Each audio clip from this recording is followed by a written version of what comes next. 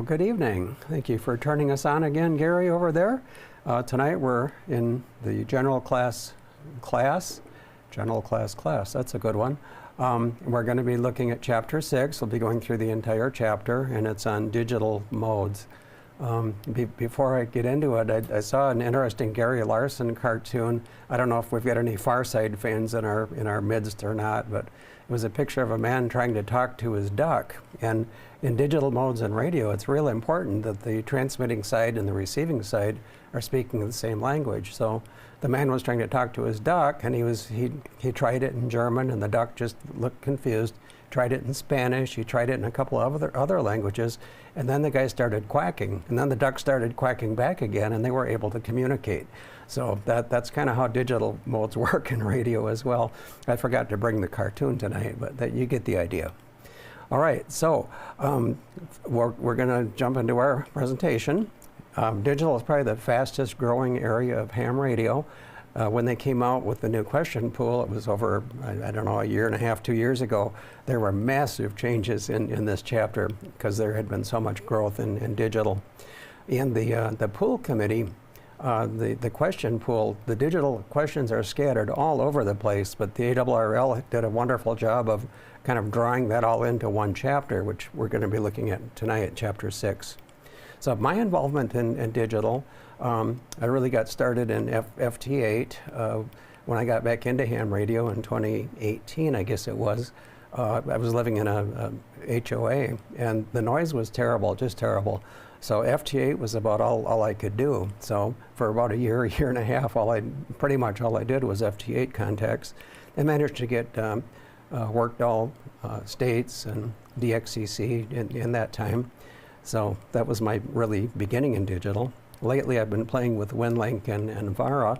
The use case for me was I wanted to be able to do spotting when I was in the field, either summits on the air or parks on the air where there's no cell service, and that has worked out okay. I've played around in APRS, automated position reporting system, but we're not going to be talking about that tonight. You'll have to wait for the extra for that one. Done a little bit in RTTY. I need to learn that, and some people argue whether CW is a digital mode or not, and I do a lot of CW. So that's kind of my connection here. So what we're going to be looking at tonight is 5 sections. We'll be going in a logical sequence. Start off here with the Boy Scout wanting to talk, and we'll just review here what we have looked at before. This is a picture of an AM signal. We've got a lower sideband, a carrier, and the upper sideband. And of course, with single sideband, we suppress the carrier and one of the sidebands, and all of the voice is in either the lower or the upper sideband, depending upon the band and mode. This has parallels to the digital modes because digital modes are regulated as voice emissions by the FCC. The reason for that, we've got ones and zeros in digital, and to transmit those on the air to another ham across the country, they go as audio information or audio tones and then are decoded on the other side. But because it's all going out as audio tones, that's why digital modes are regulated as voice emissions by the FCC. And on HF, they all have to fit within this 3 kilohertz space. Most digital modes are much narrower than that, and you can actually get many digital conversations or QSOs going within this space. So here's some of the ones that we're talking about. We're going to be getting into these in a little bit more detail. These modes, well, the first 3 are all part of the Joe Taylor WSJTX family, which we'll talk about. And we got radio teletype and PSK31, all things we'll be chatting about, and they all go out as sideband. Now, the only mention we'll make of digital voice is really on this slide. We had a little chatter on this before the class started, but ICOM's D-Star, Yaesu System Fusion, DMR, and a couple others that are listed here. These are all voice being sent digitally. We won't really say much more than that. There's one pool question that asks you to identify that these are voice modes, or digital voice. Now, slow scan TV is kind of interesting. Slow scan TV, which we're not going to really get into until we get to the extra class, but that's basically sending still images over the air. If you're set up to do any of these HF digital modes, you are about 95% of the way to being able to send still images on HF. Those are also sent as audio tones, staying within the bandwidth of 3 kilohertz, a voice channel. But so these are all related, all regulated as, the digital modes are regulated as voice emissions. So how do we get from digital ones and zeros to tones? We're going to talk about that over the next couple of slides. First of all, a bit of an overview. So the FCC specifies maximum data rates and bandwidths in the rules. And what I just told you is pretty much a summary of what the rules are. You have to stay within a 3 kilohertz space. And any other codes must be public, so you can't do any secret agent man stuff. The only exemptions are control of model aircraft and control of satellites. Other than that, codes have to be public. So how do we get ones and zeros into tones? Well, the concept of a sound card is absolutely central to most digital. Some of you may remember these. It's an old-time sound card. It's a physical card that actually plugs into a computer bus. It'll take digital information and convert it to analog, both in and out. So you'll see the term sound card come up over and over again, but that's its purpose. So data is ones and zeros, audio is analog. Since we have to use analog to modulate a single sideband transmitter, we have to do digital to analog conversion for computer to radio transmitted audio. And then we have to get from analog to digital to get it back into a language that the computer can understand. So the device that was really intended to play audio CDs or take microphone input into your computer is exactly the function that we need to do digital in ham radio. We're just using it in a different way. Now, because it provides the function that we need, there's one other problem, and that's that we have to reroute the audio paths so it's going to and coming from the transceiver. That's the function of what's called an audio driver. For modern transceivers that have the sound card internal to the radio, there's normally a driver file that you need to install on your computer, which converts the internal function of the sound card, in whatever form it is, into something that will pass to and from the radio. That's the purpose of the audio driver. You normally have to install that before you can proceed to hook up the rest of the system. So where might the sound cards be, you might be wondering. It can be inside the computer, like this card here. It can be a chipset on the computer motherboard. That pretty much replaced these physical boards in modern computers. It can be an external digital interface. So here we've got probably the most popular one on the market, the SignalLink. There's other flavors, RigExpert, Microham, Yaesu, all have their versions of an external sound card interface. Some people really like to have an external interface because there's knobs and buttons that they can manipulate without having to go into menus and so forth. And for some people, this is their only choice because there's no sound card functionality in their radio. If they have an older radio, pretty much all of the newer radios have that built in. And then inside the radio, here's our 7300 again. They have what's called an internal sound card. So this interface here becomes part of the radio. It's inside, it's built in. The advantage of the sound card being in the radio is that all you need between the radio and the computer is a USB cable. It's pretty handy. You don't have to worry about cabling all of this stuff together and all of the sources of RF that those things can pick up. So this is pretty much the way most people are doing it now if they have a newer radio, the last 5 years or so. So where do we find digital activity? Well, if you care to look at the table on page 6-2 in your book, I think that duplicates this. These are specific places that you can usually find digital activity. We'll talk about the individual kinds of activity as we move along here. But each band has got an area that it's not reserved necessarily for digital, but that this is where they're the watering holes where hams go if they want to use these modes.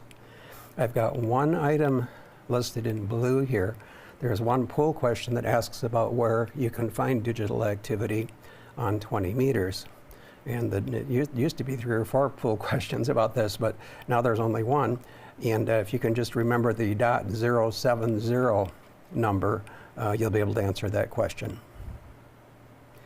So here's a number of places that you can find digital, and as you're working on passing your general exam, it can be fun to go and listen to some of these frequencies to see if you can hear anything there and what they sound like. So here's the FT8 frequencies. Much more to come on FT8. A lot of the bands, like 40 meters, 20 meters, 15 meters, have .074 as a significant number. So on 40 meters, 7.074 is the FT8 frequency. You see that showing up in multiple places. And there's actually a pool question that asks about this frequency on 20 meters, which is why I provide this hint. Now, digital voice. The pool asks, which of the following provide digital voice modes? Well, DMR, D-Star, and System Fusion are 3. So this might be in all of these answer coming our way. DMR was originally developed by Motorola. That's while I was working for them, actually, but I had nothing to do with the development. D-Star is primarily ICOM. I guess Kenwood uses it too. System Fusion, Yaesu. And then here's a couple of digital voice, more minor players. Some people use this stuff. Here we've got a guy screaming into a microphone, and somehow it's coming out digitally. Magic. So we'll talk a little bit about making these tones now, the audio tones. So the concept of frequency shift keying, we've got 2 different tones shifting from one frequency to another. And probably the easiest way to describe this or understand it is in terms of radio teletype. Radio teletype uses 2 frequencies, audio frequencies, 2125 and 2295. And it alternates back and forth between these frequencies to define characters that are being sent. So direct binary FSK is generated by changing an oscillator's frequency directly with a digital control signal. So we're sending 1s and 0s from the computer, or the software, the RTTY software that you've got running on your computer, sending 1s and 0s over a cable to the computer, and then it's converting those to shifts in audio frequency. So the 2 separate frequencies of an FSK signal are identified as mark and space. And that has kind of an interesting history in terms of those titles. In the early days, with pen recorders, if you would send a signal that would lower the pen onto a paper roll, that would put a mark on the paper. And then if you took away the signal, that would be a space. So that was the origination of the mark and space terms, and of course those have stuck through till today. So the 2 frequencies of FSK are called mark and space. Interesting history. Mark represents 1, space represents 0. Again, these are up in the 2000 hertz range, and they're spaced by 170 hertz between the 2 tones. And here's a picture on a scope, spectrum display. Here we've got a signal, and see these little peaks? These are the individual tones that comprise the radio teletype signal. Very distinctive on a display. And with that, we just did some high-level stuff there, so we're ready for a few questions. So what segment of the 20-meter band are most digital mode operations commonly found? D. Delta. Delta. Yep, there's our 070 number for us. And that extends up to pick up some other modes along the way. Which of the following provide digital voice modes? D. Delta. Delta, yep, DMR, D-Star, System Fusion. And there's a few other flavors out there, but this is all they gave us in the pool. How are two separate frequencies of a frequency shift keyed signal identified? Delta. Mark and space. It won't always be delta on your exam, though. I think we've mentioned that before. They put the answers in different order. So if your strategy is to pick delta if you don't know what to do, that's not a good strategy. How is direct binary FSK modulation generated? Bravo. It is a Bravo. You're changing an oscillator's frequency directly with a digital control signal. And we're right into 6.2. We got 5 sections tonight, so we're going to jump into this one. Now, character-based modes, at a high level, think of this as you're sitting at your computer with your keyboard, and a ham that you're talking to is sitting doing the same thing across the country. So if you type the letter A on your computer, letter A will show up on his display, and vice versa. So those are called character-based modes. As you type the individual characters, they show up on the other side. So that's a high-level picture of how this works. And probably the oldest one is radio teletype. It originally used mechanical teleprinters. You may have seen something that looks like this. It's pretty noisy. In fact, let me play a sound. See if this looks familiar to anybody.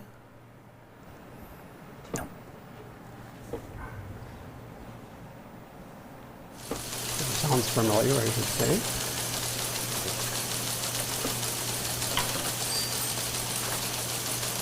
The noise that you're hearing is the hammer is actually coming up. They're activated by electromagnets and slam against the ribbon that slams against the paper and prints.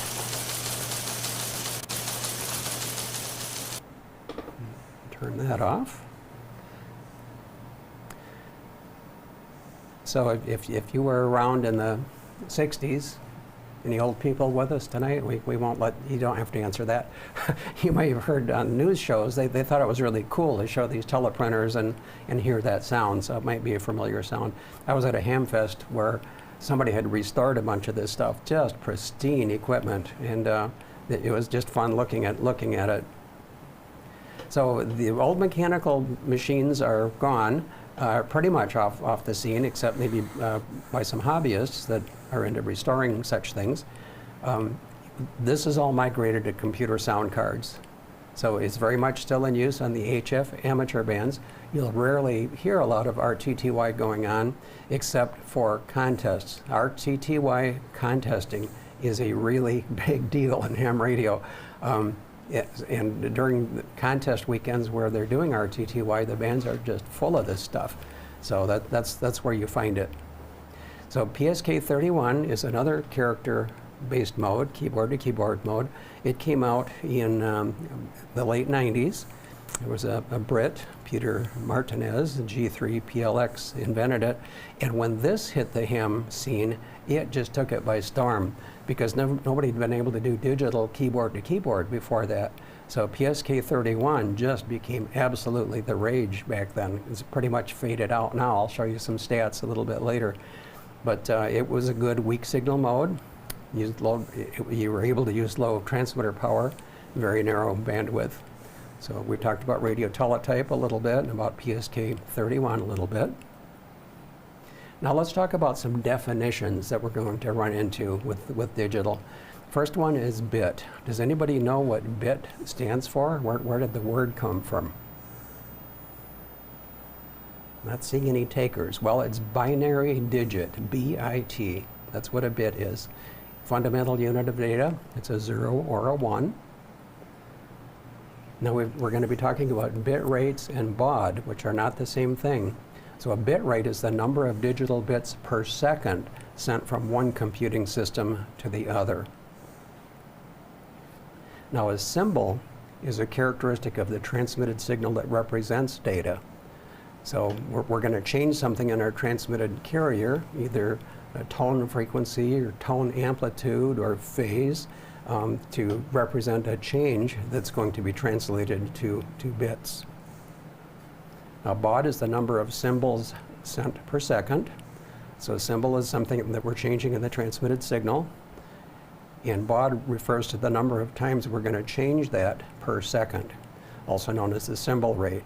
So baud and symbol rate are the same thing. So here's an example.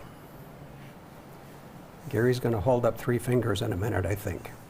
He wants a cheeseburger and a Coke. He's trying to find the right fingers. All right, in a minute you'll know what we're talking about. You think we're all crazy. Well, you're probably right. So let's use this example. Hold up one hand. Now that holding up of one hand is a signaling event, but our hand has got multiple fingers on it. So holding up your hand is a signaling event. So let's say that you're at a party and it's noisy, and the food is on one end of the room and you're on the other end of the room, but you've got a friend over there that can help you out. So in this example, one signaling event or symbol can represent 6 states. That means 5 fingers plus a closed fist. So in electronics, those symbols, rather than raised a hand with a different number of fingers raised, can be phase shifts, tone sent, or discrete levels, or some other things. But this is the base idea. So the FCC rules indicate on different bands, 28 megahertz and below, and then on up from there, the number of symbols per second, or baud. They specify maximums on specific bands.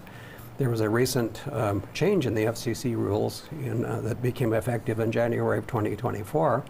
They used to have a 300 baud limit on 28 megahertz and below. Now they've changed that to a bandwidth limit of 2.8 kilohertz or less, which makes a lot more sense because technology has moved forward and you can get more than 300 baud in the space of a single sideband channel. So the FCC sets these rates, is the point of the bullet. So some of you, if you wish, you can go to sleep. I'm going to talk about this slide just very briefly, not needed for the exam. If you're not into digital numbering systems, just press pause for a minute in your brain. But how can we send a lot more? Okay, we got 5 fingers and a closed fist, but we can send up to 32 different values with that one hand. We can do that by assigning values, placeholders, to each one of the fingers. So if the thumb is 1, this finger will represent a 2. So if we held up our hand with the thumb and this finger, we'd be sending the number 3 with only 2 fingers. If we held up all 5 fingers, then if you add up these values, that adds up to 32. Actually 31, but if they're all zeros, that's the 30-second value.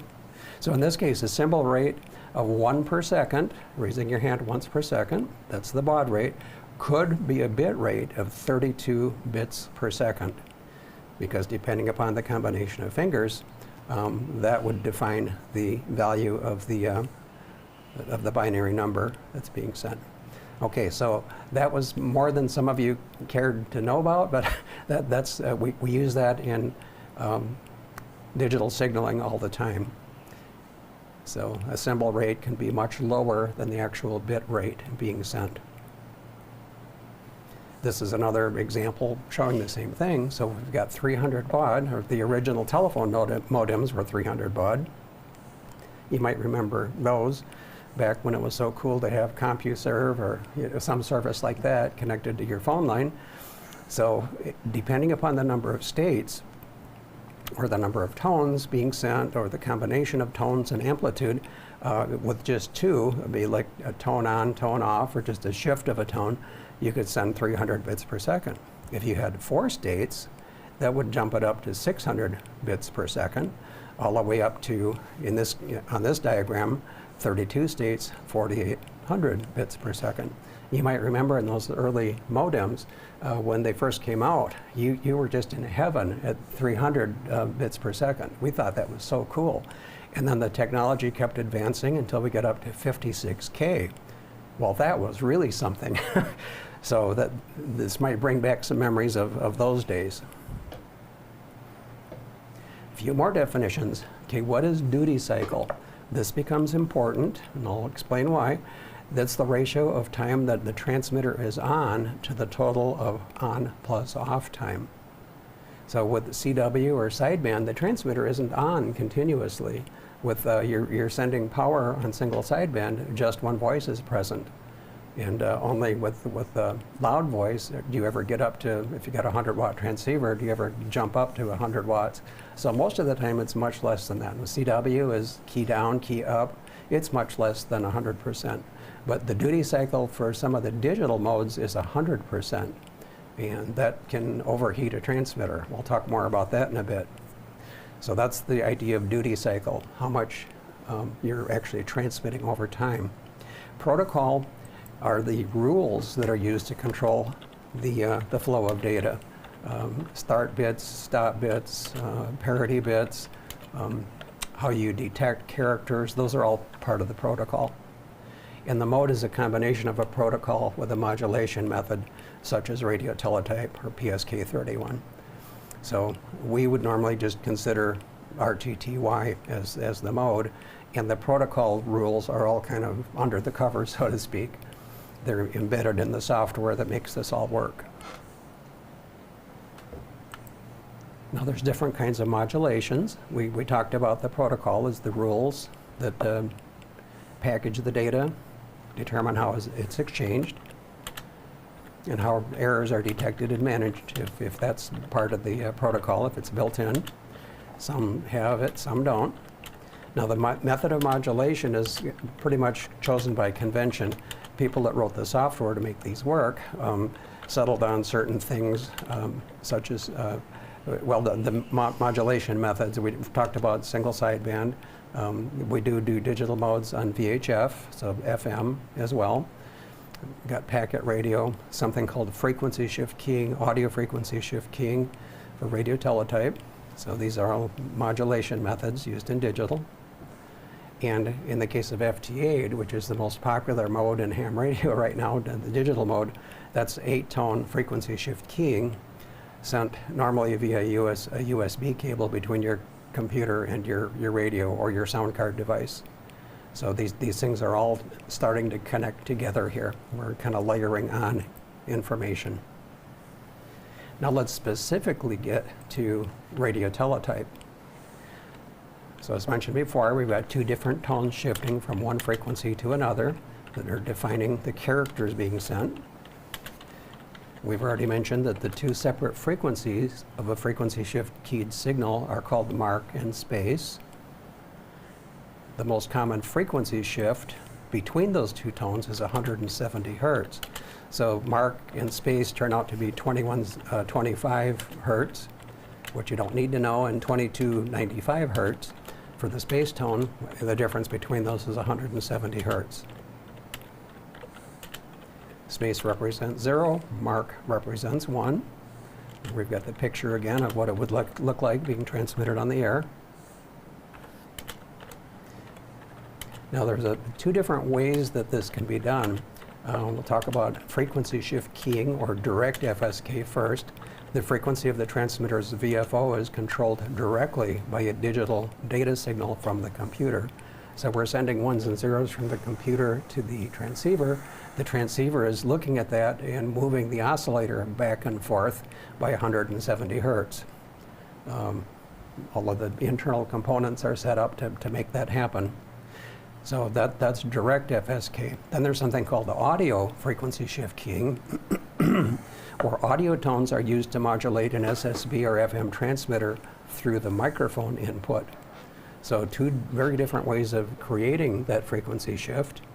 What this sounds like in a receiver, if you're taking your transmit knob and moving it, rocking it back and forth such that you're getting a difference of 170 hertz, you're directly changing the frequency. And what it's going to sound like on the receive side is a tone that's wavering between those two frequencies. Well, the same effect can be heard on the receiving side if we send audio tones on the air, audio being applied to the microphone input, and then modulating the transmitter using single sideband. That's going to sound exactly the same as direct frequency shift keying. So these are two different ways that it can be done. So if it's being done by AFSK, now let me back up and say most modern radios do this, But you may have a radio that doesn't have that capability. So audio frequency shift keying would be the only option that you have, and it works just fine. If it's set up correctly, that you can't tell any difference on the receive side, but it is more difficult to set up because the audio must be kept free of noise since you're using basically the microphone input. You don't want the microphone picking up anything while this is going on. And then we've got issues with something called automatic level control and compression, which are good things in single sideband, but they cause distortion of the digital signal when you're trying to transmit AFSK. But if they're set up correctly, they're both equally good. They sound the same. A little bit more on radio teletype, now that we've covered those basics. Uses something called the Baudot code, which represents or encodes each text character as a sequence of 5 bits. Notice I put 5 bits in blue. Radio teletype, 5 bits. It's a pool question that asks about that. And the way that this works is that the systems at idle aren't doing anything, basically. So we use something called a start bit, an initial signal that tells the other side, start paying attention. So when it gets the start bit, it says, okay, I need to pay attention to the next 5 things that happen so that I can tell what character is being sent. And then when that character is finished, a stop bit is sent, and that synchronizes the transmitting and receiving stations. Since you don't know when, the receiving side doesn't know when you're going to transmit, and the other side, that's the reason that we have to have a start bit, so that they can sync up to each other. So here's something, this is a paper tape. I'll have a picture of that coming up. This is a paper tape that can be literally pulled through a machine to transmit data. And here's our 5 bits again. Baudot uses 5 bits. It was invented back in 1870 with mechanical teleprinters, way before we had radio. Very interesting how some of this early technology found its way into radio. So there's 5 bits that are used. It corresponds to relays in the mechanical receiving machine. So here's the letters. We get a row of symbols here. Now with 5 bits, if you consider the number of states, oh, this is kind of like the fingers we were holding up, isn't it? So 5 bits, 2 to the 5th, we can have 32 different states. Well, think about this for a minute. We've got 26 letters in the English alphabet, so you can't have uppercase and lowercase being sent using radio teletype. You can only have uppercase letters. Now, what if you want to send the numbers? If we've got 26 letters and then 10 characters, we're already over our limit here. So they came up with something kind of ingenious. There's 2 special codes called letters and figures. So when a letters, the numbers, let's just consider the letters for a minute. So these are coming in and being decoded just fine, but now we want to send some numbers. So to do that, there's 2 characters, there's a letters and a figures code. So if we send a figures code, it's going to interpret everything coming down the line as this lower group of figures. And then when we're done sending our numbers or our figures, then we would send the letters code, and then everything coming down will be interpreted as letters again. So that's the basic concept of how that works. You might remember the bell that dings sometimes on a teletype machine if you've heard one. Well, there's actually a character here that will cause the bell to ring. Here it is. It's under the J. It says bell. So the shifted version, if you send that character, it'll ring the bell on the teleprinter on the other side. So we're going to look at a couple other things. First of all, these little dots going down the middle, those are sprocket holes. So if you're going to a telegraph office and you want to send a telegraph to your Aunt Sally across the country, you can dictate the information. They can type it onto a tape. They can feed this tape into a machine, which will then automatically send that across the country. And sprocket holes. So let's look at the letter D for a minute, A, B, C, D, okay? And these are the code elements, 1 through 5. So the letter D is going to be a 1, 0, 0, 1, 0. So if we send that sequence of on and off signals, that will be interpreted as a letter D.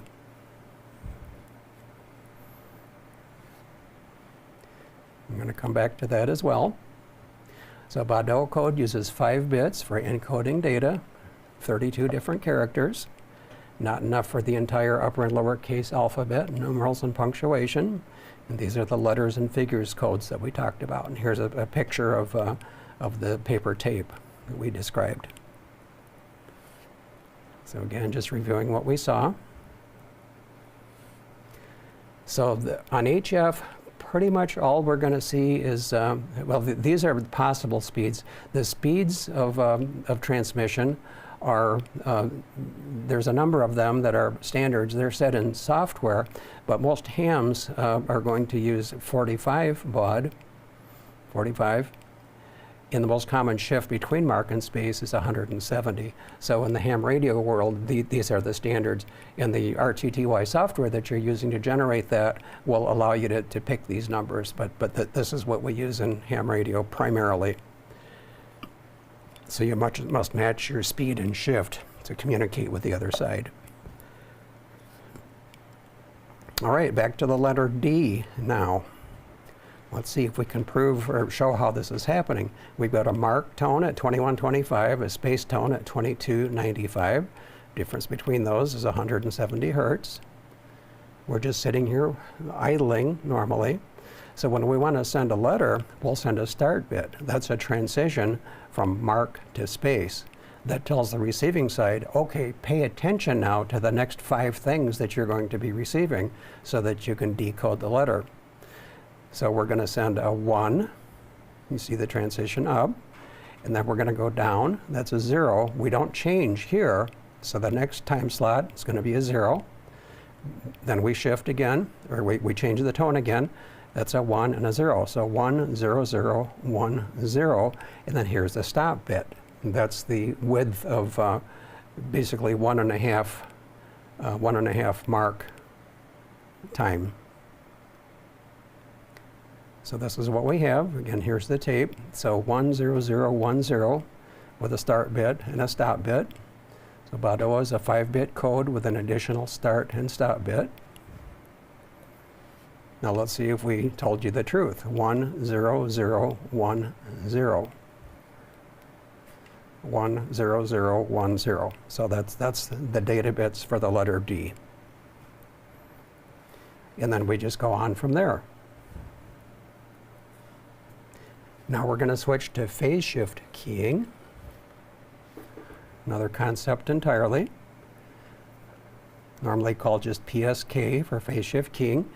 Instead of changing tones, this time we're going to change the phase of one tone. We're going to shift that phase and interpret those phase shifts as changes in data. There's 2 flavors we'll discuss: binary phase shift keying and quadrature phase shift keying. These are the amateur modes: PSK31, QPSK31. And the 31 suffix indicates the approximate baud rate, or how many times we're changing a characteristic of the carrier per second. Okay, it's actually 31.25, but 31's close enough, PSK31. So it uses a variable length code called varicode that assigns shorter codes to common characters and longer codes for others. You might be aware that the letter E in the English alphabet is the most frequently used letter in our language. So it would be really nice if we could send a very short code when we're sending the letter E and use the longer codes for letters Z and Q and W, some of those things. So the number of data bits sent in a single PSK31 character, individual ABC character, the number of bits is going to change somewhat. They're assigned by frequency in the alphabet. So it's always best in PSK31 to use nothing but lowercase, because uppercase letters use longer varicode bit sequences and thus slow down the transmission. just things you'd never normally think about, but that's how it's designed. Now we're going to look at another varicode that goes back to 1844. Here we're going to talk about CW for a minute. And I've had extras in our class, which we're not to yet, but that have never seen this before and really found it amazing. So how did they invent the Morse code? Well, there's a sign in the middle that says start here, okay? There's our Morse code key. So a single dot is here. So in Morse code, a single dot, because it's the most frequently used letter in the alphabet, winds up being the simplest character to send. The letter T is a single dash. They're both high frequency letters in our language. Let's go to the other end of the extreme and think about J. So we start here, that's dot, dash, dash, dash, which is actually pronounced da-da-da-da. Takes a lot longer to send than an individual E. So all 26 letters of the alphabet can be described this way. And you might wonder, well, how did they come up with what should get one dot, what should get two dots? Well, when Morse code was invented, they looked at a printer's type case. I don't know if you've ever seen one of these, or if you're a real old person and had to actually do printing in shop class. They use something like this. It's called a letter case. And you'll notice that the E is the biggest box. So we're printing newspapers, there would actually be individual letter A's here, which you would assemble into rows of type. And the other more frequently used letters are in bigger boxes. The letters that aren't used so often, Z and some of these other crazy ones are little tiny boxes. You don't need that many letters. Now, you've probably heard the term lowercase and uppercase. Well, this is where that came from. The upper side of a old-fashioned typecase contains the uppercase letters, or the capital letters. The lowercase letters are down here. So that's the terminology that, a little bit of history for you there. But you can see that the concept of varicode goes all the way back to Morse code in the 1800s. Amazing stuff. So a little bit more on phase shift keying. Binary phase shift keying just means that we're going to be using two values of phase shift, 0 and 180. And that's shown down here. We've got an audio tone, and when we get to the 0 crossing point, we're going to, instead of that sine wave continuing on up, it will immediately shift by 180 degrees, and now it's going to be going down. So those are interpreted as shifts. So we go from this flavor of a sine wave to 1. When we reverse it, it becomes a 0. And if we leave that in the state for more than one time slot, we get multiple 1s or multiple 0s. So in the amateur mode PSK 31, this is how it works. It's changing phases, not sending two different tones. Now, quadrature phase shift keying just adds a layer of complexity. Here we were shifting by just 2 phases. Well, what if we shifted by 4 phases? That's the idea of quadrature. Quad means 4. So quadrature phase shift keying, modulation in which digital data is transmitted using 0, 90, 180, and 270 degree phase shift to represent pairs of bits. So here's a picture down here. We've got something going. This looks like the 90 degree point. We did a phase shift. It looks like we're at the 270 point. It's a phase shift. We're seeing them at 0 as well. So we've got 4 different phase shifts that are possible in this system. And then if we assign 2 bits to each phase shift, that's like raising a hand that just has 2 fingers on it, let's say. So each one of those phase shifts can represent 2 bits. Now let's see if this makes sense. QPSK, quadrature PSK, modulation in which digital data is transmitted using 0, 90, 180, and 270 degree phase shift to represent pairs of bits. So we've got 4 different symbol types, each representing 2 bits each. Now, because QPSK uses 2 tones, it is sideband sensitive. If you go back to the mental picture of the AM signal that we showed in the beginning, we've got lower sideband and upper sideband. A lower frequency tone being sent in lower sideband is going to be very close to the carrier. And then lower in frequency is going to be the higher tone, RF frequency. That's just the opposite with upper sideband. So because the tones wind up being reversed, if you're on upper sideband or lower sideband, QPSK, it uses two tones, it's going to be sideband sensitive. So it's very important that the transmitting and receiving side are on the same sideband. Because QPSK uses two tones, there's a lot more data that can be sent, and because of that, they can encode some error correction information in QPSK that they couldn't in just straight PSK. Bandwidth is approximately the same. So just kind of soak up the blue text here. Looked at the 4 different phase shifts. We know that QPSK is sideband sensitive. It has the additional capability over binary phase shift keying of providing some error correction. And the bandwidth is approximately equal between QPSK31 and QPSK31. There's a very detailed article on Wikipedia, and these links will work when you get the file tomorrow. I thought it would be fun to listen to some of the things that you might hear on the air. So I've got some files here. Turn this off. Let's start out, let's assume that you're listening to a frequency that's receiving radio teletype. Let's see what that sounds like on the air.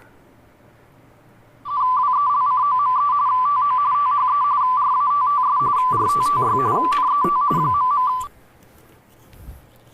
Just finished. Okay, that's all set. So that's RTTY. Let's listen to JT65.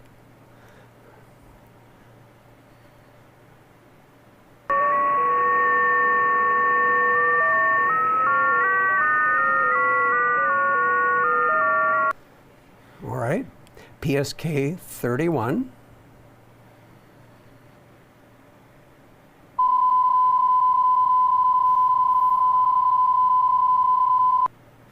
So if you've heard some of these things on the air, this is what they are. This one I included because it is very musical.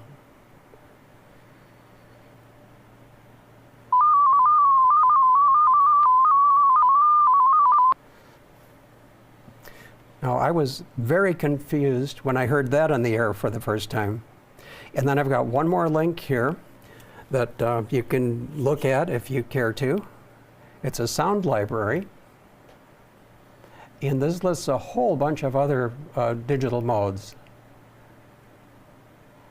I don't need to see this stupid thing. Everybody's got to be advertising.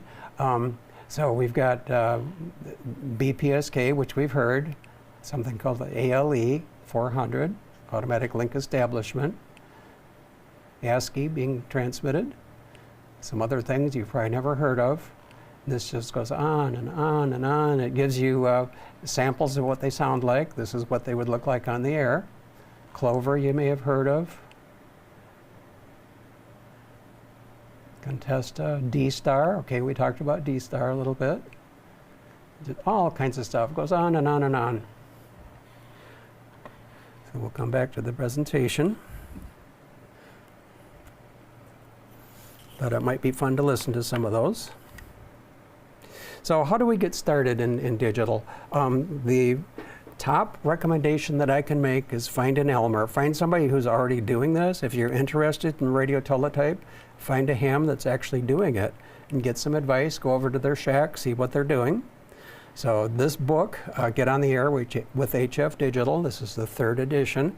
I think I've got all 3. The first and second one I wasn't too excited about, but the 3rd edition is really excellent. It just gets you started. It won't make you an expert in any of these modes, but it includes FT8, RTTY, Whisper, which we'll talk about later, PSK. It's about $23 on Amazon. There's also a Kindle version for about $10. And here's the link. Be sure to get the 3rd edition. And then a software reference for digital modes. This will take you to a site that will list all kinds of different software programs that you can use. for doing digital. We had a student in the past ask about that. Rather than talk about a whole bunch of them, I'll just give you this link, which will work when you get the file tomorrow. And on to some questions. So which of the following describes Baudot code? Remember my magic number? Charlie. Yep. Get my laser turned on again. Charlie, 5 bits. What is the most common frequency shift for RTTY emissions in the amateur HF bands? Bravo. That's the 170 hertz. There's nothing even close to it, so that should make it easy to identify. Which type of code is used in sending characters in a PSK31 signal? Alpha. Well, very code, yep. Which of the following statements is true about PSK31? Bravo. Uppercase letters use longer varicode symbols and thus slow down transmission. So there's an interesting contesting tip there. If you're doing RTTY contesting, you never want to use, this is PSK31. Ignore that. What I just said applied to RTTY. All right, so nobody can say I never made a mistake. Rats, I just broke my record. What is QPSK modulation? QPSK is actually quad, so you're going to look at 4 phases and that's delta. It is, right. And the quad thing is the thing to key in on. Quad is 4. We've got 4 different phases. Yep, you hit it exactly right. Which of the following is a characteristic of QPSK31? Delta. Charlie. Delta. Delta. Well, Charlie is correct. So is Alpha and Bravo. Yep. Yeah. That's one of those. Excellent. All right. Let's see how we're doing for time. We're doing okay. General Class License Course, Section 6.3. We can get started on packet-based modes and systems. So we've considered keyboard-to-keyboard modes, which included radio teletype and PSK, or QPSK. Now we're going to consider sending packets. That's where you're not sending the letter A on one machine and seeing it on the receiving machine. We're going to send whole groups of data called packets. So it refers to transmission of data in structured groups, known as frames. It's going to have a header, something called a payload, and then a what's called a trailer or checksum that's at the back of it. So there's some information about where that packet is destined, the information that you're carrying, and then some verification stuff at the end. So the header contains routing and handling information, synchronization patterns for the receiver. Remember, we were using start and stop bits with RTTY, error correction and detection information. So each one of these little rectangles is actually 8 bits. So we're sending a whole bunch of data here structured into what's called a packet. So quite often the data is compressed. We won't get into how that's done, but other than to say if you've got several things that are the same, it can say, okay, I'm going to send you 3 number 17s now, instead of sending them as 3 different bytes in the payload. So the data is the data to be exchanged, often compressed. The trailer over here at the end, additional control and status information, error detection information. The most common error detection is a cyclical redundancy check, or CRC. No pool question on that, but it's just a technology that's used to detect errors. And it works by calculating all of the data that's being sent to see if it adds up correctly, and then you can confirm that it was received correctly. Something called forward error correction, very important concept. This transmits redundant data information with the data, so the receiver can correct data errors. A super simple example, and I don't think anybody actually does it this way, but let's say you sent the same data 3 times spread out throughout the packet. Well, you could vote then. Were 1 and 2 the same and 3 was different? If 3 was different, then it was probably number 1 that was correct. So that's just a super simple concept of how data correction can work. In the real world, it's much more sophisticated than that. But the concept is we're transmitting redundant information with the data, allowing the receiving side to correct data errors. The other method that's commonly used is called ARQ, Automatic Repeat Request, ARQ mode. A NAC, or Not Acknowledged Response, to a transmitted packet causes a request for retransmission of the packet. So we're going to send a packet, we're going to decide if it was received correctly. If it was not, we're going to ask for it to be resent. Got a little picture of how that works coming up. Here we've got a sender and a receiver. So the sender is going to send data to the receiver. Receiver is going to determine that that data is okay, and it's going to send an ACK, or acknowledgement tone, back to the sender, telling the sender, oh, okay, that was successful, let me send the next one. So it'll send the next packet. The receive side, uh-oh, there's something wrong with that one, and the CRC didn't add up, that's a corrupted packet. So what does it do? It's going to say not acknowledged, and implicit in that is the automatic retry request, or ARQ, automatic retry.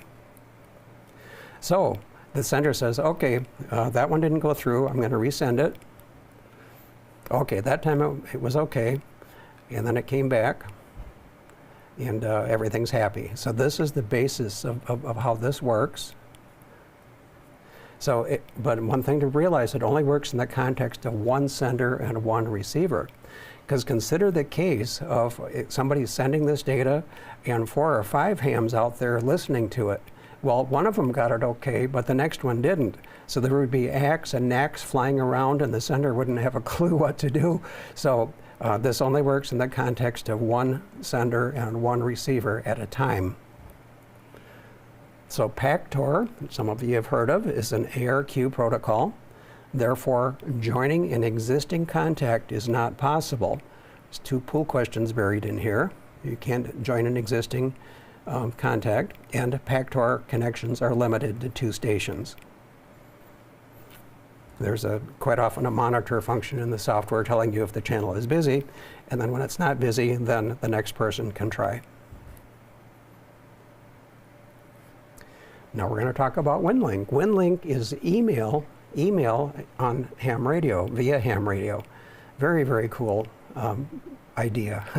Very much used in emergency communications to send messages from a disaster site to stations where they probably do have internet connectivity, and then you can send email messages for help or to relatives or what have you. So it's an infrastructure for connecting amateur radio stations to remote message servers. These are the magic. They're connected to the internet, and international common message servers via, or CMSs, via the internet. And I'll have a diagram coming up. Also called another name for another name for remote message server is a gateway. Gateway being a connection to the internet, gateway to the internet. So some things about WinLink, an amateur radio wireless network to send and receive email on the internet once it's received by one of these RMSs. It's a form of packet radio.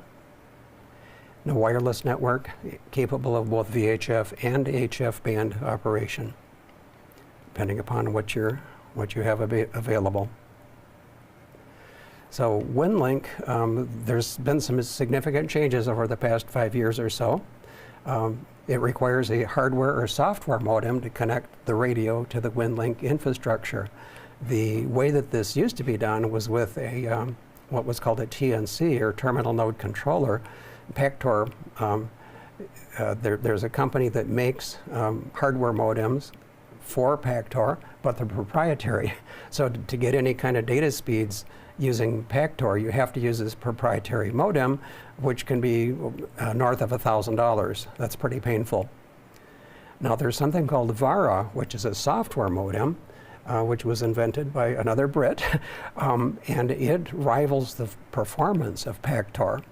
And there's a free version of VARA, there's a paid version. The paid version of VARA is about $69, and some hams think that that's just outrageous to charge $69 for ham software. But your alternative is to spend over $1,000 for a Pactor modem, so it doesn't sound too bad. So I'm a VARA subscriber. So VARA is a digital protocol used with WinLink. So a lot of the emergency, like ARES and RACES, the Amateur Radio Emergency Service, and Civil Emergency Service, two different emergency services, have pretty much all gone toward the WinLink plus VARA combination. WinLink, again, is the infrastructure for email, and VARA is the software modem that converts that from your computer into audio tones that can be transmitted and received. So WinLink Express is the email messaging client.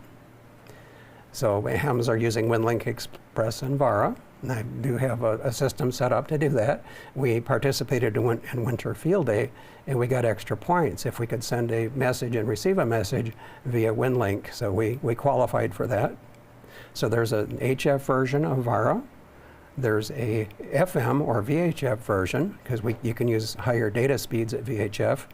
And then there's something called VARA AC, which is basically a chat program that can be used between radio amateurs. So WinLink and VARA is the current way that pretty much everybody's doing this. Get email over the air. And here's the picture that I promised you. Here we've got hams across the bottom. At least these three are transmitting RF using usually VARA. Going to the remote message servers, which can connect to the internet, and then go to these common message servers spread around the world.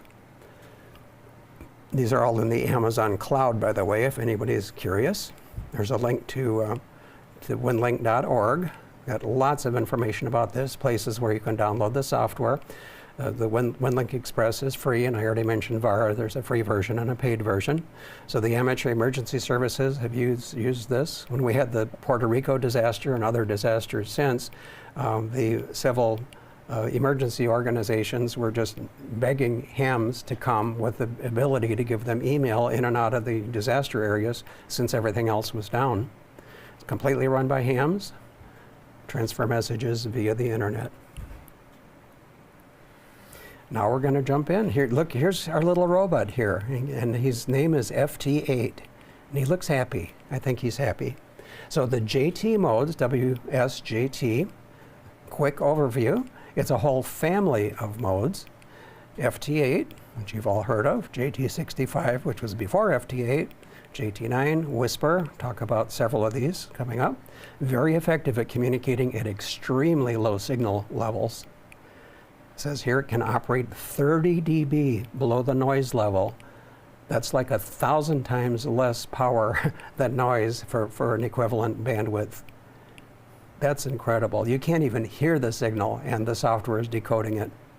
So JT65, which was the first flavor on the scene, was really designed for moon bounce. Now the moon is 239,000 miles from Earth. Of course, it goes on a kind of an elliptical orbit, so it's plus or minus a bit there.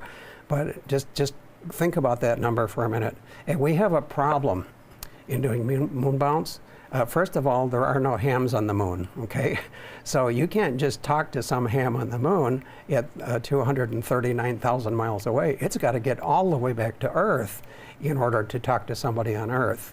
Now the Earth's circumference is only, say only, about 25,000 miles, or the short path from one side to the other as seen by the moon is about 12,450 miles.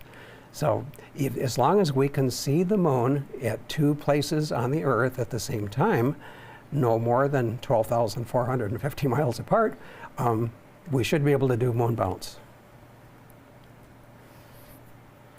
A little bit more on FT8. It was released in 2017 in June. I think I stumbled onto it in about August of 2017. And since that time, because I was in an HOA and had to hide my antennas and the noise level was super high, I probably made 3, 4, 5,000 contacts over a couple year period just using FT8. So I got pretty familiar with it. So it was written by Steve Franke and Joe Taylor. Stephen has passed away now. Its features very narrow bandwidth, like 50 hertz. So how many 50 hertz segments could you get in a 3 kilohertz space? Just think about that. One sideband space can take a whole bunch of FT8 signals happening at the same time. So it consists of 8 tones, spaced just 6 hertz apart. FT8 has a fast 15-second transmit-receive cycle, so you transmit for 15 seconds, you receive for 15 seconds. It's actually closer to 13. Now JT65, that was like a minute. So JT65 was painfully slow. Of course, people didn't think of that at the time because it was so marvelous. Its weak signal capability, hams thought it was great. But FT8 just really broke the speed barrier, being able to transmit and receive in 15-second segments. So to do a whole QSO, it takes about, maybe a minute and a half, 2 minutes, because you have to exchange several of these transmit-receive cycles. Dave, can we briefly show them FT8 on 20 meters? Take the multi. We're not right now. Yeah, we better not. I'm itching. Yeah, we're going to be too pressed for time. Okay. But maybe another time or at the end if we have time. Yeah, we do have the capability of doing that, but we're really full tonight. So it uses here's the F, T, and 8. Frequency shift keying, that's where the F, T, and 8 come from. And why do we want to do FT8? First of all, you'll see hams on their QRZ pages that have this symbol. They love FT8. You have other hams that put this on their QRZ page. I hate FT8. When FT8 first came out, the hams were saying, well, it's going to ruin ham radio. Well, I don't think so, because it only occupies the space of one single sideband channel, so just a tiny part of the total bandwidth. But people were mad at it because they couldn't have conversations. That you could only exchange very short pieces of information. But look at these numbers here. We got FT8 down at minus 21 dB. That's a signal to noise ratio. Single sideband at plus 10. That's about a 30 dB difference. So a 31 dB difference is about 2 to the 10th, or 1,024. So skipping through how we got there, 1 watt of FT8, you'd need 1,000 watts on single sideband to achieve the same effect. Now, is that amazing or what? The difference on from FT8 to CW, it's about a 300 ratio. So 1 watt on CW is worth about, well, CW to sideband is a big difference. 1 watt of CW is worth about 300 watts of sideband. So if you can't do CW, you can do FT8 and achieve marvelous results. So here's some stats. This is just this week. I looked it up today. This is the number of contacts that were turned into ClubLog. ClubLog is used by a lot of DXers to record contacts. It's like an electronic logbook in the sky. So FT8, you can just see the relative percentages here. 54% of all recorded log contacts were FT8. In CW, much smaller. Get down to RTTY, digital voice, PSK is down in the under 1% range. So the stats for FT8 usage are just fabulous. So how does this work? I love the I love FT8 icon up here. It's so much easier to get DX contacts and confirm DX contacts if you're into that sort of thing on FT8. That's what I like about it. So 15-second will support 13 characters. It's not very much. It's just a grid square and a signal strength is all that you're sending. So just a few more tidbits here. It's an effective data rate of about 5 words per minute. So it's kind of slow. Like I said, it takes a couple minutes to complete a contact, but there's so much forward error correction built into it that it becomes extremely reliable at low signal levels. So 1, 2, 3. That's how simple FT8 is in terms of what it's able to send. So it's designed for minimum information to qualify for a contact. Definitely not a conversation mode. or rag-chew mode. So a characteristic of the FT8 mode, typical exchanges are limited to call signs, grid locators, and signal reports. 1, 2, 3. Very simple, but it is a completely valid contact, and it'll qualify for a DXCC confirmation if you talk to New Zealand or Australia, which are on the other side of the world from us. It's synchronized into 15-second blocks. So the start time has to be at one of these exact boundaries. So a major requirement for FT8 and most of these other related modes is that the computer time has to be accurate. Otherwise, the other side won't know what's going on. So it has to be, computer time accuracy needs to be within about 1 second. I've seen it much worse than that, but you want to have your software set up so it'll automatically have your clocks exactly correct. So FT8 is an audio frequency shift keying mode, and the type of modulation used by FT8 is 8-tone FSK. We've talked a little bit about FSK already. So which of the following narrowband digital modes can receive signals with very low signal-to-noise ratios? Put in the context of a pool question, looking for FT8, this poor guy's trying to hear. And this is another pool question, so that this needs a little explaining. A signal report of +3 means the signal-to-noise ratio is equivalent to +3 dB in a 2.5 kilohertz bandwidth. Now, the wider the bandwidth, the more noise there is in that space. This is about the size of a single sideband space channel. So the signal report of +3 means signal-to-noise ratio is 3 dB louder in this bandwidth than, say, a single sideband signal would be. So the signal reports that you'll see in FT8 vary from, +20, super strong, down to about a -24. Now, it's kind of handy to know what the FT8 frequencies are. I've got these programmed into my radio because it's a very quick way, if you can just go through your memory channels, if you've got them set up this way. If you listen to the FT8 frequencies, there's just one primary frequency per band, and you can hear a lot of activity there. You know that band is open to someplace. Here's our 074 hint again, 20 meters. Another 074, 074. So common location for an FT8 frequency, 14074. So that it takes, you can put a lot of these in the space of a single sideband channel, so which is 3 kilohertz, 14074 to 14077, 3 kilohertz. And how do you choose a frequency? First of all, let's look at the pool question here, which is super, super confusing. Let's consider that first and then talk through it. Good practice when answering a CQ on FT8, find a clear frequency during the alternate time slot to the calling station. What in the world does that mean? And does anybody actually do that? Well, let's consider.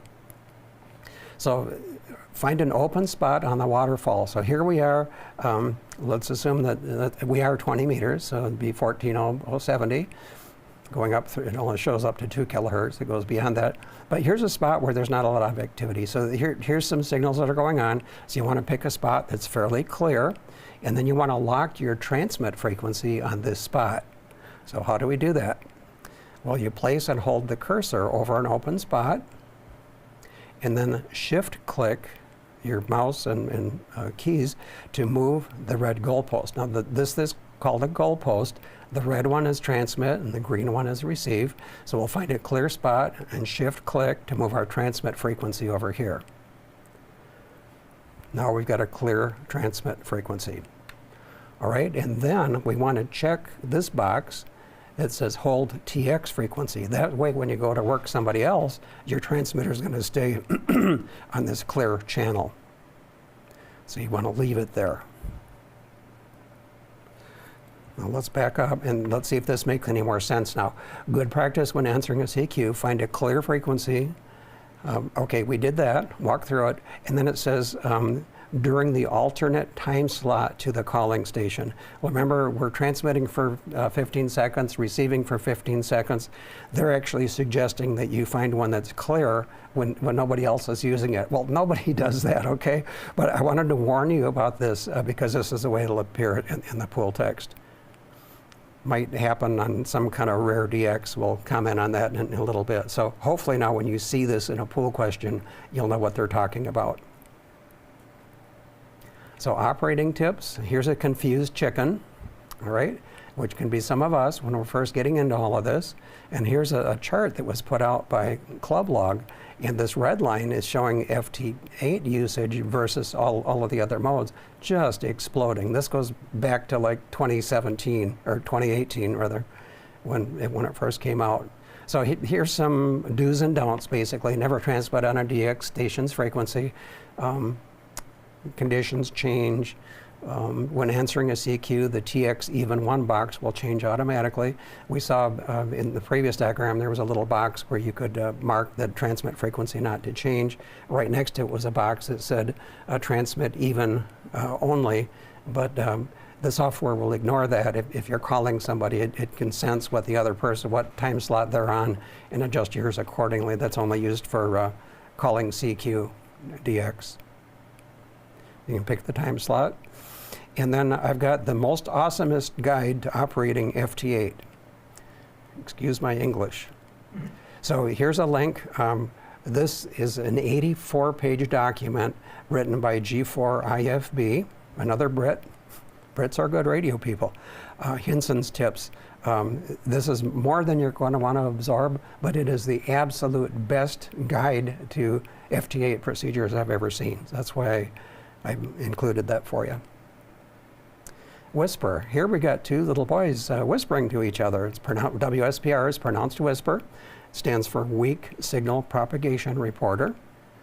It probes potential propagation using low power, so you'll transmit from your site. And what happens? Well, it'll send just minimum information, your transmitted power level, call sign, and your grid square. And then there's listening stations all over the world that will pick you up and then report you to the police. No, they'll report you to servers that indicate who they heard and where they came from. So in Australia, you might be heard, your whisper transmission that you sent out might have been heard there, and then the station in Australia will put that up on the internet so you can see how far you got and how strong you were. Common usage, propagation data, especially on the newer low ham bands, but this is used frequently for antenna testing on HF. So if you've got 2 or 3 antennas and you'd like to see if they're getting out or not, you send 5 minutes of whisper information, then switch antennas, send another 5 minutes, and then go out to the website and see how strong each one was received. You'll have to do this several times because propagation conditions change very rapidly, and one sequence of 5 minutes each might not be enough. But very useful for that. So the pool question associated, which digital mode is used as a low power beacon for assessing HF propagation? And that's whisper. Given the time, I'm going to suggest we take a break at this point, and we're going to pick up on mesh networks after the break and then do some questions. So this would be a good time to take a break. See you back in 5 minutes.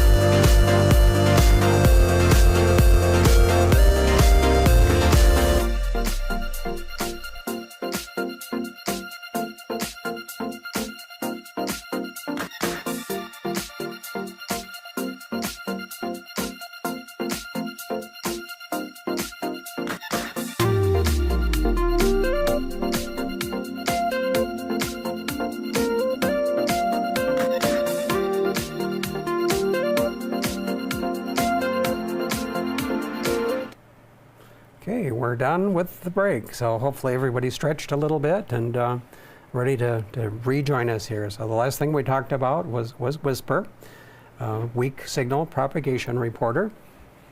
Something that I want to use because I like to compare different antennas for portable use for parks on the air, and I'd like to see the difference between a vertical and an end-fed half wave up 30 feet, and just really curious how they compare. So I'm going to be doing that. The next subject area is called mesh networks. The idea of a mesh network is that there are you can think of like a wire mesh if you want to, like on your screen door, where everything connects to everything. It goes all over the place. So here's a diagram. So here we've got a location that has a tower, and you can see that in this case, there's more than one path to the station over here. So this station can get a signal direct from here to here, or from here to here. If this one's down, you know, it can go direct. So with everything interconnected to everything, there's going to be some path through the network that's probably going to get your signal through. So that's the concept of a mesh network. Now these use what some people call microwave frequencies. It's 5 gigahertz and 2.4 gigahertz Wi-Fi bands where we actually overlap with public Wi-Fi, but we're allowed different levels of power, and of course we can't interconnect between the two. So there's a couple of presentations here. If you have any interest in this, there's extensive information at these two links, but that's why I provided them.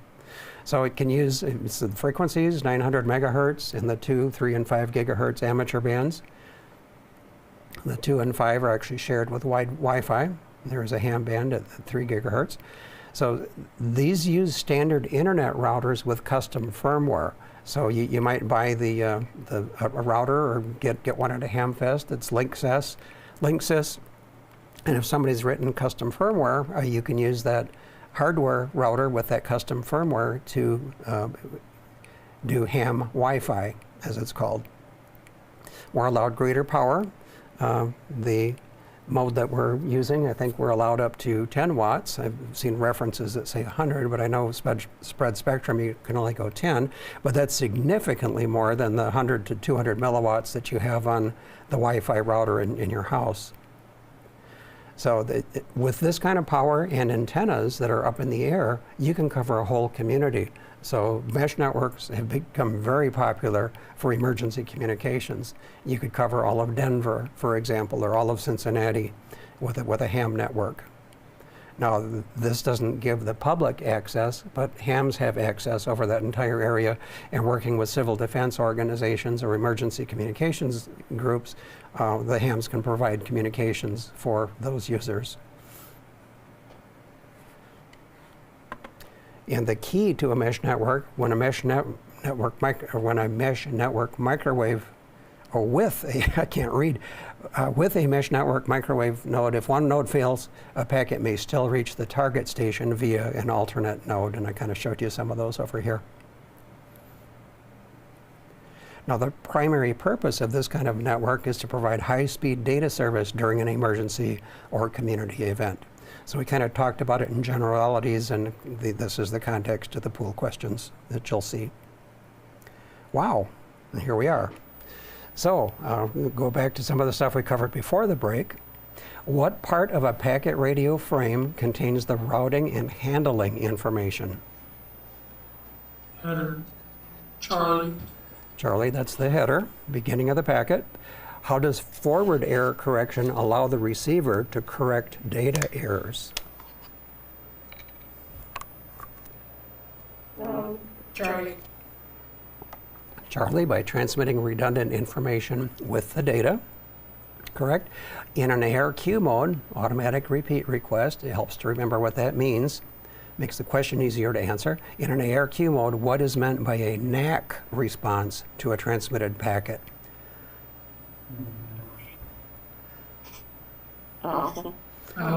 Yes, NAC means not acknowledged request transmission of the packet. Correct. How do you join a contact between two stations using the PACTOR protocol? Charlie. Charlie? Yep. Joining an existing contact is not possible. PACTOR connections are limited to two stations. Which of the following describes WinLink? Delta. Delta. Yes. I was wanting to say alpha and until I kept reading down the list. Yeah, so it's all of these, all of the above. Or I think the pool actually says all of these because above, all of the above might be someplace in the middle of the list. What is another name for a WinLink remote message server? Bravo. Bravo, that's a gateway. Yep, interconnect to the internet, hopefully. What is VARA? Bravo. Delta. Well, I heard Bravo.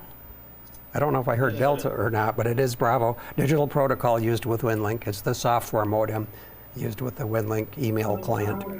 Okay. Which of the following is required when using FT8? Bravo. It is Bravo. We're on a Bravo streak. Computer time accurate to within approximately 1 second. What type of modulation is used by FT8? Alpha. It is alpha, 8-tone frequency shift keying in a very narrow bandwidth. Doesn't take any more than 50 hertz for an FT8 signal. Which of the following narrowband digital modes can receive signals with very low signal-to-noise ratios? Bravo. Again, FT8. Yeah, they're really focusing on that because it's such a popular mode in ham radio today. What does an FT8 signal report of +3 mean? Charlie. It is Charlie. Signal-to-noise ratio equivalent to +3 dB in a 2.5 kilohertz bandwidth. So the amount of noise that you're hearing in that amount of bandwidth compared to being able to hear the FT8 signal, 3 dB stronger for the FT8 signal. Which of the following is a common location for FT8? Charlie. Yep, our 074 number again. Which of the following is good practice when choosing a transmitting frequency to answer a station calling CQ using FT8? Charlie. Charlie. Well, that's Delta. actually Delta. Okay. It says, let's look at Charlie. Find a clear frequency during the same time slot as a calling frequency. If you're using the same time slot, you're going to be transmitting while he's transmitting and he won't be able to hear you. So that's the reason Delta is correct. He transmits on one, you transmit on the alternate. And if you're answering his CQ, the software will automatically set you up to do that. Which digital mode is used as a low-power beacon for assessing HF propagation? Alpha. Alpha whisper, correct? Which is true of mesh network microwave nodes? Bravo. Bravo. If one node fails, a packet may still reach its target station via an alternate node. What is the primary purpose of an amateur radio emergency data network, ARDEN, mesh network? Got a vote for Charlie, and that's a correct one. To provide high-speed data services during an emergency or community event. So this could be parades, city celebrations, all kinds of ways that hams help their community. All right, we've got, I think, 2 more sections left now in this chapter. And if we have time, we've got a couple of other things we want to do. I've got an FT8 bonus presentation at the end. And if we still have time, then we'll jump over to Gary's computer. Yeah, jump can't talk. Jump over to Gary's demo of FT8 on 20 meters, if we have time, which I don't think we will, but I hope we will. Don't want to get you too excited. Receiving and transmitting digital modes. Okay, that's our next section here. Some things that are kind of apply to all of these. So if you're transmitting USB or LSB, upper sideband, lower sideband, set by convention for each mode or family. And they do want us to know this. RADI normally transmits using lower sideband. The JT modes, all of them, use upper sideband.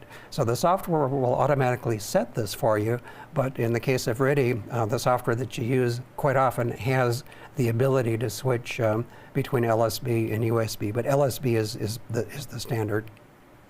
So just be aware of that, because it'll show up. Now there can be some issues. I've got 3 of them in a row, so this sounds like an all of these coming. So why might you not be able to decode? Well, the mark and space frequencies may be reversed, which they would be if you were on the wrong sideband. You may have selected the wrong baud rate, even though hams use 45 baud as the standard pretty much of the time. The software allows you to pick other rates, and if you're not sending at the rate the other side is expecting, there will be no decode. You may be listening on the wrong sideband, which is related to the first one, but they come at these from a couple different directions.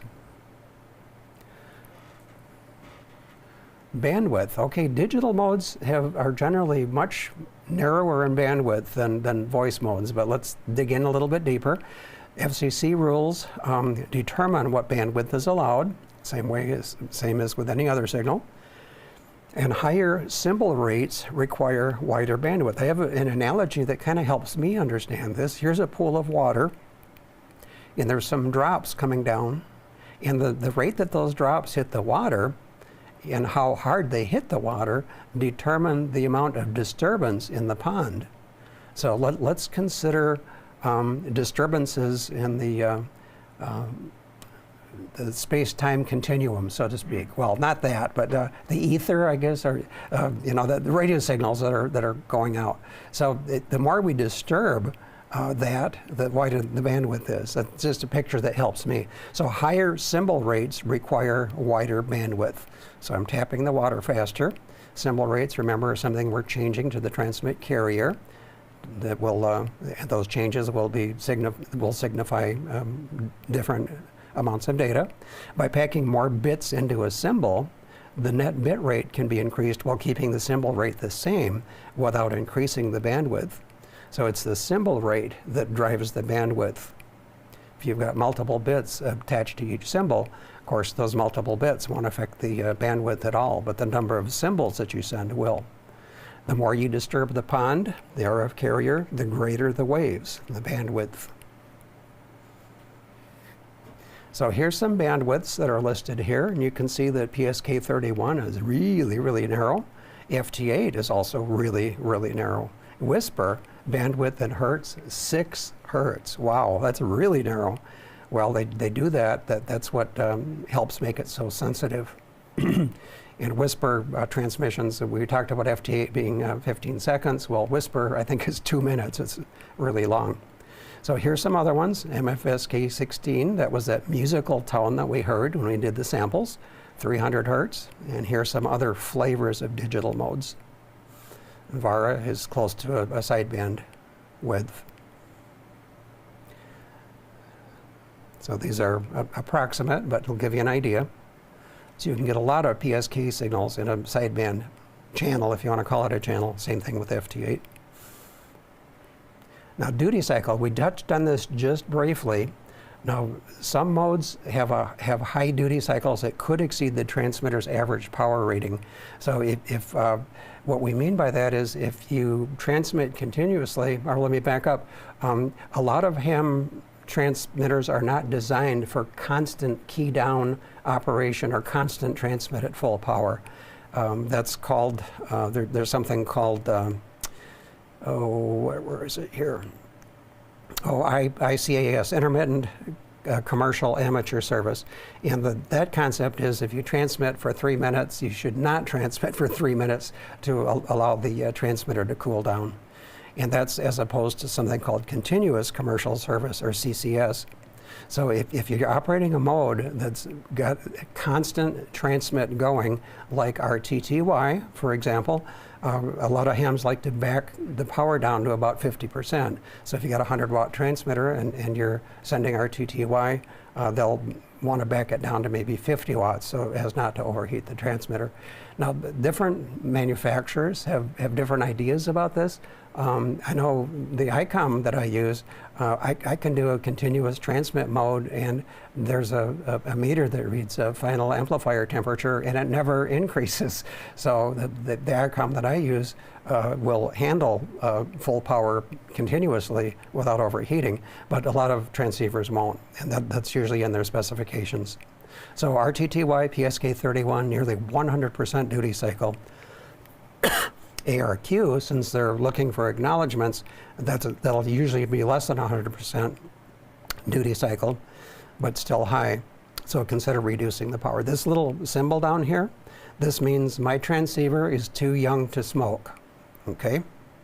So Don't let the smoke out. don't let the smoke out. So for continuous power output modes, some of the digital modes are back down your power or monitor your temperature. Now there's quality issues. Some of you have seen the movie The Good, the Bad, and the Ugly. Well, we're going to come to a parallel to that in a second. First of all, let's consider excess audio levels can cause distortion and splatter, just like they can for voice modes. Now here's a waterfall display down here, and you should just have this part in the middle. But look at all of this trash off to the sides. Why might that be? On a waterfall display, vertical lines to each side of the main signal indicate overmodulation or splatter. So keep your data audio level set correctly, especially important for audio frequency shift keying. Overmodulation may cause spurious emissions, that's all this trash off to the sides, and distortion makes a signal harder to copy. Okay, the good, the bad, and the ugly. All right, PSK 31 examples, and there's a link down here that puts it in these exact same terms. A very interesting link from eham.net. So this is good. All of the stuff is, the RF power is kind of concentrated right here. This is bad, and this is ugly. See, it's this is about double the width it should be, and this we've got stuff going way, way out. So this is what happens if you overmodulate. Something called ALC. ALC stands for automatic level control. And transmitters like to protect themselves in that if you try to drive your transmitter, again, we keep talking in terms of 100-watt transceivers. If you turn your mic gain way, way up and scream into the microphone, it's going to try to transmit more than 100 watts. Well, the transmitter doesn't like that. The final amplifiers don't like that. So it will sense that condition and turn down your microphone gain so that not so much audio is getting through to drive the transmitter. That's the concept of automatic level control. So it's used to prevent excessive drive to amplifier inputs. Normal ALC action will reduce transmitted audio if the level is too high. And since the peaks might become compressed, signals can be distorted. This is very detrimental to digital. For digital signals, you want to transmit them so that there's no ALC action whatsoever, if at all possible. And a lot of metering, it's quite often you'll see this kind of metering on your transceiver, and there's one down at the bottom here that says ALC. And when you're talking single sideband, it's okay for the ALC to kind of bounce into this region right here. For digital, you'd like to turn your audio level coming into your transmitter down so that the ALC doesn't move at all. So the idea is to put as much audio as you can for maximum power output without activating ALC. That way your digital signals won't be distorted, they'll be easier to demodulate on the other side. So digital signals are much more sensitive to distortion than single sideband voice. And then in the context of the poll question, ALC system should be inactive or not moving on the meter when the transmitter AFSK data signals, when AFSK data signals because the ALC action distorts the signal. Right, so if the levels are too high, then the wording doesn't look right there, but transmitting, yeah, AFSK data, yep. All right, a little bit more on that. So it says when using a digital mode, ALC should either be disabled, which wouldn't be a good idea, or the microphone input level and gain turned down to the point where ALC system does not activate. And normally that's done with level controls within your digital mode software. You can usually adjust that level, watching the ALC on your transmitter. Right, we talked about monitoring it. Should not normally be active. And Elecraft is a little bit different. So if you're using an Elecraft transceiver, read what it says about the ALC meter when doing digital. That's a little bit different than what I described here. All right, now to some questions. Which mode is normally used when sending RTTY data signals via AFSK with an SSB transmitter? Which mode? Okay, RTTY. USB-A alpha. No, it is Delta. Yeah, all of the WSJT modes use upper sideband. RTTY uses lower sideband. And that's, oops, yeah, all right, we'll forgive you this time. What is the standard sideband for JT65, all of these other ones, when using AFSK? Bravo. That is Bravo, yes, yes. The WSJT modes use upper sideband, RTTY uses lower sideband. And with RTTY, it's adjustable in software, so if you have an oops, it's easy to change. But usually the software is defaulted that way. What could be wrong if you cannot decode an RTTY or other FSK signal, even though it is apparently tuned in properly? Alpha. Delta. Alpha is correct, Bravo is correct, Charlie is correct, so the correct answer is D. So be careful when you see some of these on your exam not to answer too quickly. If one is wrong, then all choices can't be, but if you get more than one that's right, it probably is. What is the relationship between transmitted symbol rate and bandwidth? Symbol rate and bandwidth, okay? Bravo, higher symbol rates require wider bandwidth. In my analogy, you're tapping the water faster or harder. More bandwidth, more waves. Why is it important to know the duty cycle of the mode you are using when transmitting? Bravo. It is Bravo. Yep. Some modes have higher duty cycles that could exceed the transmitter's average power rating. What is indicated on a waterfall display by one or more vertical lines on either side of a data mode or RTTY signal? Bravo. Bravo. Delta. Okay, well, let's think about that. We had a couple of Bravos. Well, backscatter is a propagation thing that we'll talk about in chapter 8 or 9 somewhere. But overmodulation is what they're looking for. You get a lot of trash on your waterfall, that usually means overmodulation. Why should the ALC system be inactive when transmitting AFSK signals? Bravo. Bravo. ALC action distorts the signal. It will compress the highs, and then the highs will be in the wrong proportion to the rest of the signal, causing that distortion, causing it to be harder to decode on the other end. All right, I think that this is the last section here. Yeah, we're going to be close to time. This is a short section, digital operating procedures. All right, so we talked about WinLink already.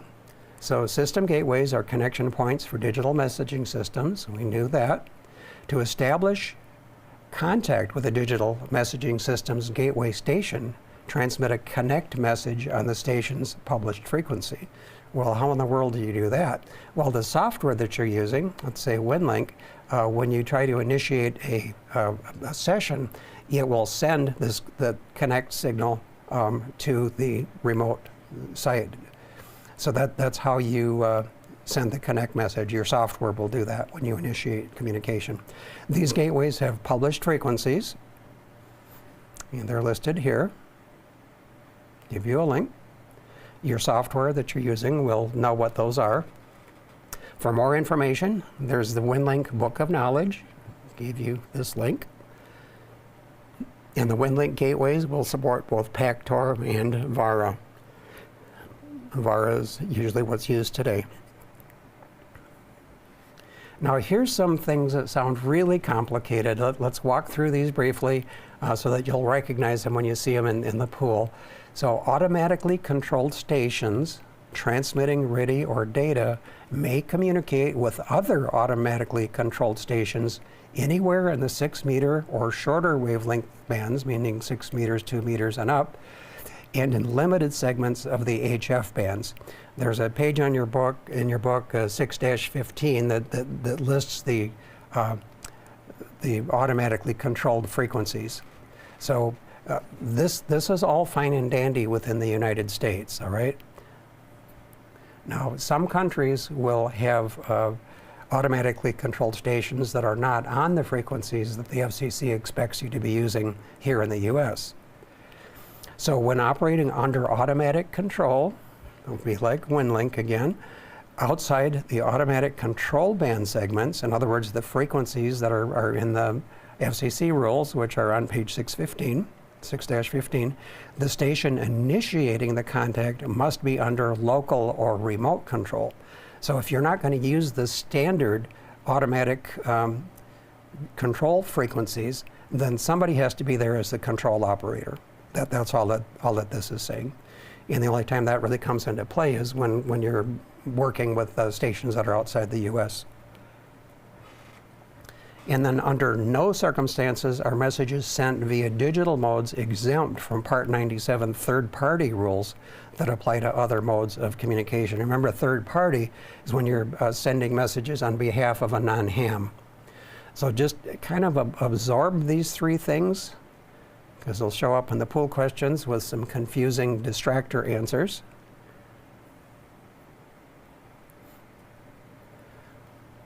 And then, because this area is confusing, the ARRL has a frequently asked questions section on their site, and I gave you the link to that. Most of you aren't going to do this, but they are rules and they're in the pool, so we had to talk about it. So, interference impacts. Okay, what happens if there's interference and you're trying to establish a data contact via PACTOR or VARA?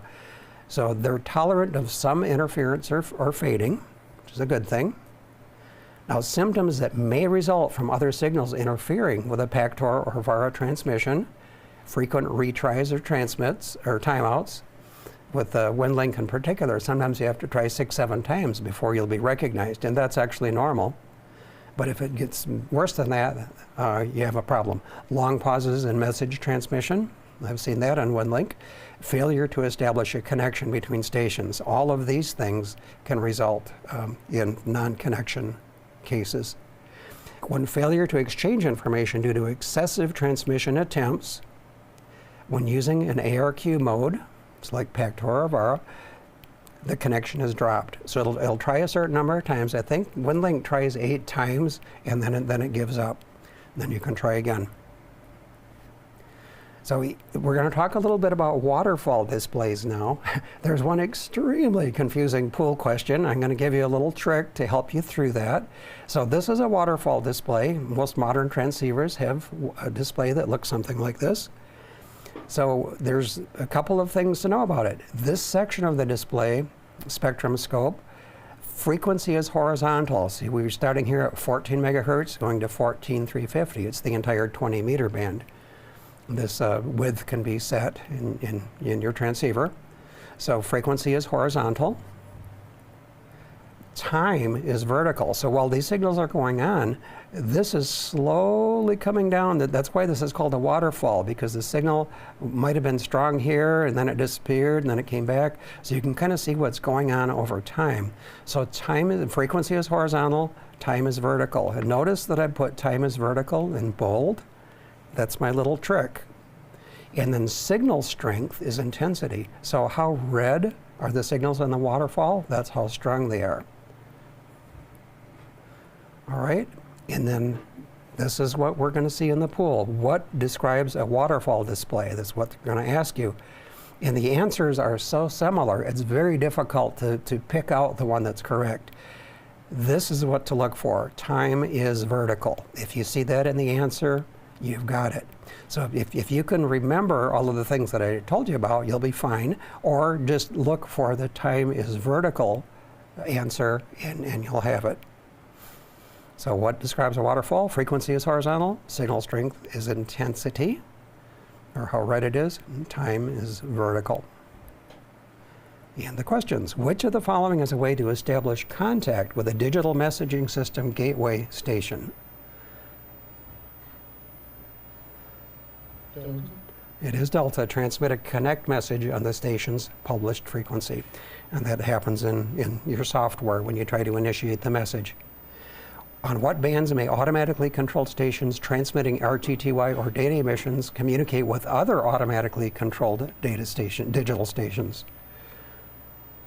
On what bands? Alpha. No, it's delta, anywhere in the 6 meter or shorter wavelength bands, and in limited segments of some of the HF bands. So it's the alpha was any band segment where digital, because you're allowed digital in all bands, I believe. So it is delta. What is required to conduct communications with a digital station operating under automatic control outside the automatic control band segments? It is alpha station and alpha, yep. The station initiating the contact must be under local or remote control.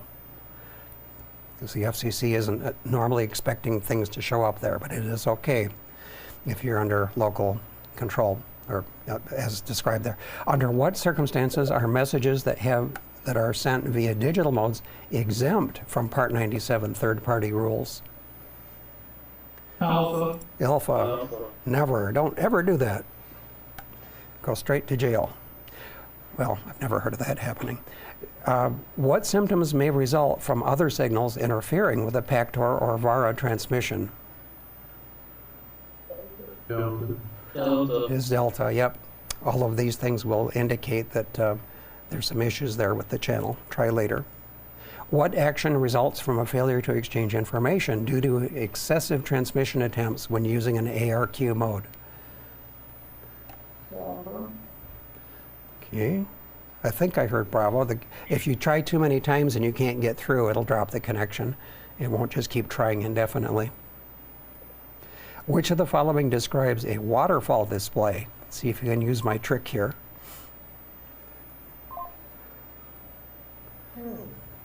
Charlie. It is Charlie. Charlie. Yep. Yeah. Look for the time is vertical. If you can remember all of the things about it, you can discern it from this. But that's the shortcut. Time is vertical. Okay. All right. We're going to have to blow through this piece really, really fast. So Gary might want to use some of his time next week to do FT8 and 10, 20 meters. Would have loved to have done that. We just don't have time. He just wants to show off. And well, I want him to also, because it's really good stuff, really good stuff. I wanted to include the supplemental information on FT8 because it is the most popular mode in ham radio today. And we've chatted about that a little bit. The following, now this section is informational. It's not required knowledge for the general exam, but because we talked about all this digital stuff, I really wanted to have you at least see a little bit of this. And here's an important point. Did you know that your technician license gives you access to the FT8 frequencies on 10 meters? The reason that this is kind of important, some of you already have HF transceivers. You can't really use them yet because you don't have your general license, but you do have some privileges. CW on some bands, none of you are probably going to be doing CW as a technician, but you can really and truly do FT8 on 10 meters. And why is that good? Because you're going to get your toe in the water on the HF bands and get your transceiver working. And we're at... QSOs? You can get QSOs, and we're at the peak of the sunspot cycle. So I'm going to show you something on the next slide here. Really exciting, at least it was to me. Now you can't read some of this up here, it's just too small, but I tuned in to 10 meter FT8 from South Dakota today. South Dakota, how about South Carolina? Thank you. And these are the decodes that I was seeing. You don't have to count them, but you can take my word for it. There's 48 of them. I made this a little bit bigger here. Just sliced this up and copied them down. So of these 48 decodes, 47 of them were DX. So who was I hearing? Belgium, Czech Republic, France, Switzerland, Germany. Look at all of these things. You would love to get these in your logbook, okay? You can do this as a technician on 10 meters. So that's why you might want to pay attention to the next couple of slides and get started on HF this way because you're authorized to do so. So considerations, new generals need to get on the air. FT8, I think, is a tremendously fun way to get your toe in the water. Weak signal mode, you can work the world during solar minimum. Well, we're at a solar maximum right now. So you saw the DX that I decoded this morning on one single decode. Making lots of contacts is fun. Making DX contacts is exciting. You can get great results with a beginner HF station. Now, I'm only running 100 watts using wire antennas. So all of the results I showed you before are something within your capability if you've got a 100-watt transceiver. Most of the software is free. You can work all of these awards just using a simple 100-watt transmitter and wire antennas. It's not a conversational mode. You can't discuss the weather. You can only use signal strength, call signs, and grid scores. So here's our friend, Frank Taylor, rather. I'm getting tongue-tied.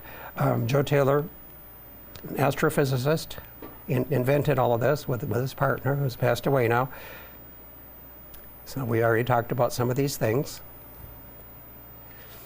I looked at this this morning. This was modes over the last 2 hours accumulated by PSK Reporter.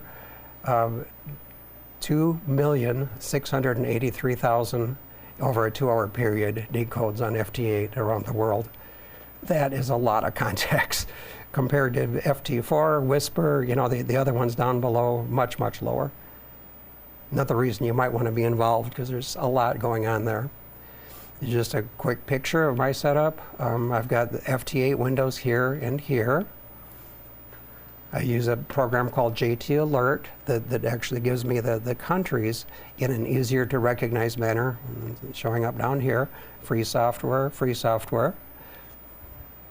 I also have a QRZ window up, so because it takes about 2 minutes to complete a contact in FT8, it's very easy to look up the person that you're talking to and learn more about them, which I find to be tremendous fun. Just the way I have my screen arranged. Here's a QSO actually in progress. I won't go through all the ins and outs for that. You can look up information. This is the QRZ bio that this guy's got displayed for one guy I was talking to. Reading ham radio for dummies.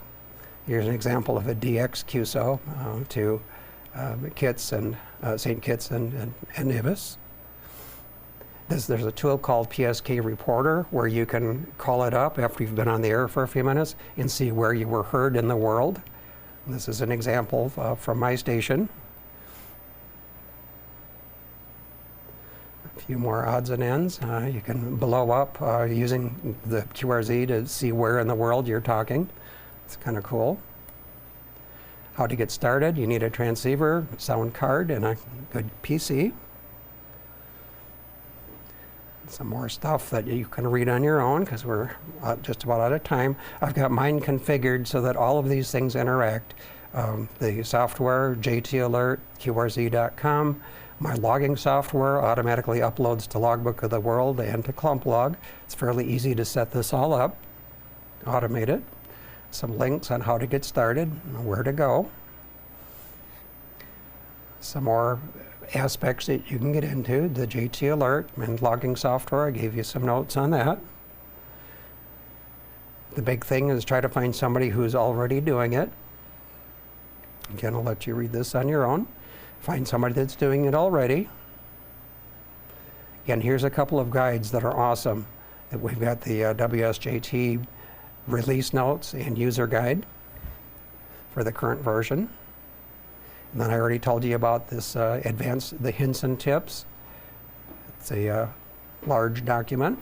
There's face groups and groups.io groups.